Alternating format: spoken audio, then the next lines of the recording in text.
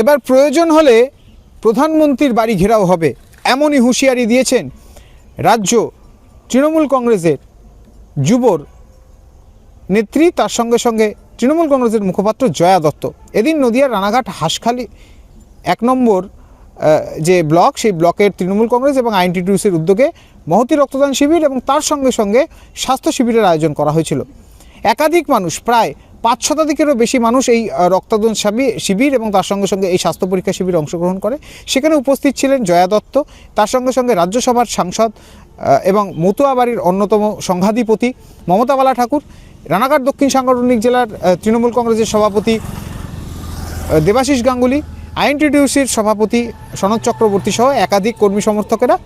এদিনই রীতিমতো মঞ্চ থেকে ফের এসআইআর এবং সিএএ সম্পর্কে রীতিমতো কেন্দ্রীয় সরকারকে কটাক্ষ করেছেন রাজ্যসভার সাংসদ মমতা বালা ঠাকুর। অপরদিকে আগামী 9 তারিখে অভিষেক বন্দ্যোপাধ্যায় সভা রয়েছে রানাঘাটে, সেখানেও যে কথা বলেছেন, অর্থাৎ এই শান্তনু ঠাকুর বিজেপির যে জাহাজ প্রতিমন্ত্রী তথা মতুয়াগড়ের সন্তান, তিনি যে মন্তব্য করেছেন তারও কটাক্ষ করেছেন মমতা বালা ঠাকুর। অপরদিকে জয়া দত্তর মুখেও শোনা গেছে এসআইআর নিয়ে যেভাবে সাধারণ মানুষকে হয়রানি করছে দেশের কেন্দ্রীয় সরকার, তাতে করে তারা যথেষ্টই এখন তৎপর রয়েছে এবং প্রয়োজনে মুখ্যমন্ত্রীর তরফ থেকে যদি বার্তা আসে বা অভিষেক বন্দ্যোপাধ্যায়ের থেকে যদি বার্তা আসে সাধারণ মানুষের হক ফিরে পেতে এবার প্রধানমন্ত্রীর বাড়ি ঘেরাও করা হতে পারে তৃণমূল কংগ্রেসের পক্ষ থেকে। যদিও এদিন রানাঘাট সাংগঠনিক জেলার এই যে সমস্ত নেতৃত্বরা রয়েছেন, তাতে করে এই যে রাজ্যসভার সাংসদ মমতা বালা ঠাকুর এবং এই তৃণমূলের যিনি মুখপাত্র রয়েছেন জয়া দত্ত,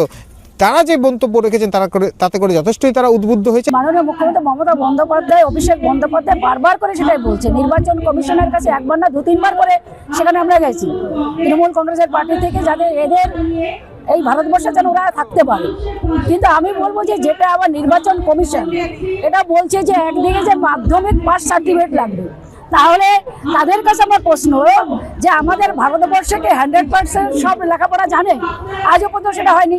তাহলে লেখাপড়া যদি না জানে তাহলে সে নির্বাচনে দাঁড়াতে পারবে না, ভোটে দাঁড়াতে পারবে না, তাহলে সে ভোটার অধিকার থাকবে না। এ কোন কানুন যে যদি তার মাধ্যমিকের সার্টিফিকেট না থাকে তাহলে তাকে ভোটার অধিকার থাকবে না? তাহলে ভারতবর্ষে বহু লোক এখনো আছে যে তারা এখনো লেখাপড়া জানে না, হয়তো 4 পাস 3 পাস, তারা লোকসভায় রাজ্যসভায় এমন প্রচুর লোক আছে। তাহলে আজকে কেন তাদের লেখাপড়া সার্টিফিকেটটা তাহলে যেখানে নেই তার সঙ্গে এর সঙ্গে তুলনা কেন করছে? যে মাধ্যমিকে কেউ 4 পাস করেছে, কেউ 1-2 থেকেছে, অনেকে যায়ও নাই। নির্বাচন কমিশন বিজেপির এজেন্ট হয়ে আজকে এই কাজগুলো করছে, যাতে ওপার বাংলার মানুষ যারা এসছে তাদের একটা হিউজ পরে মানুষকে তাদের অধিকার থেকে বঞ্চিত ভোটার থেকে যদি কেটে দেয়, তাহলে জন্মগত হিসাবে কি তাদের বংশানুক্রমে আর হতে পারবে, তাদের ডিটেনশন ক্যাম্পে ঢুকাতে পারবে। আমরা তার জন্য লড়াই করছি। মাননীয় মুখ্যমন্ত্রী মমতা বন্দ্যোপাধ্যায় বিভিন্নভাবে তাদের যে সার্টিফিকেটগুলো প্রয়োজন যা সেগুলো অলরেডি তারা দিচ্ছে বিভিন্ন ডিস্ট্রিক্ট থেকে, যাতে ওরা এখানে থাকতে পারে। এবং মমতা বন্দ্যোপাধ্যায় লড়াই করছে, অভিষেক বন্দ্যোপাধ্যায় লড়াই করছে, এবং আমি মনে করি 9 তারিখে এখানে নতুন নতুন বার্তা অভিষেকের মুখ দিয়ে আমরা শুনতে পারবো মতদের জন্য। এবং আগামীতে 26-এর নির্বাচনে তারা এই জয় মন্ত্র মুখে নিয়ে ঝাঁপিয়ে পড়বেন লড়াইয়ে এবং এই রানাঘাট দক্ষিণ সাংগঠনিক জেলা যে তৃণমূল কংগ্রেসের যে গড়, সেই গড়ে কিন্তু রীতিমতো সবুজ ঘাস ফুল ফলানোর জন্য তারা রীতিমতো বদ্ধপরিকর হচ্ছে।